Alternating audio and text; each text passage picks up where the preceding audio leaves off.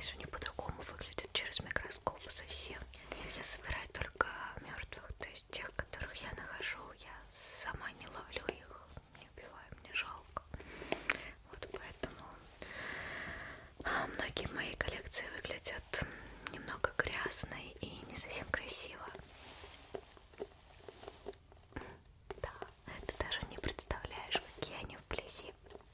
Смотри, давай сначала тебе так покажу. Вот.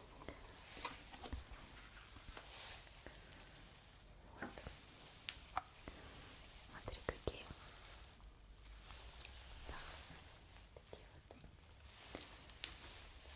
разные у меня здесь лежат. Всякие пчелки, шмелики. Да. Да, вот всякие шкурки, жучочки, мухи.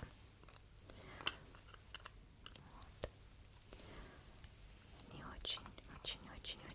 Единственное, да, многие не совсем опрятно выглядят.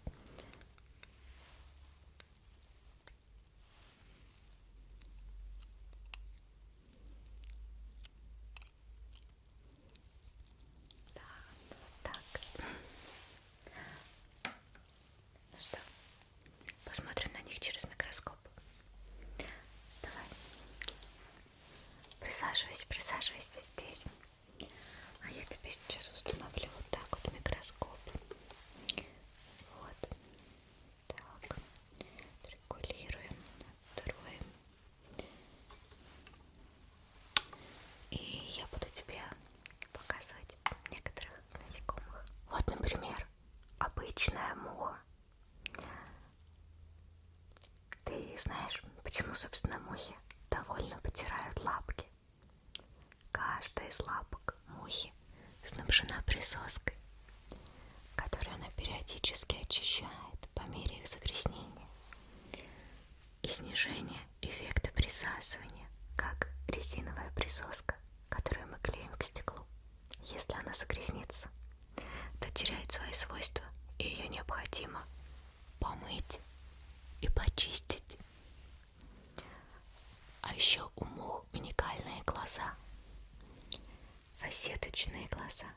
Угол обзора каждого глаза составляет 180 градусов, что вместе составляет 360 градусов. То есть тип зрения является панорамным. Поэтому к мухе нельзя подкрасться сзади. А еще мы видим 24 кадра в секунду, а муха 100 кадров. Также бороться с ними нереально сложно из-за их безумной скорости размножения. Всего 1 месяц женская особь может отложить до 2000 яиц.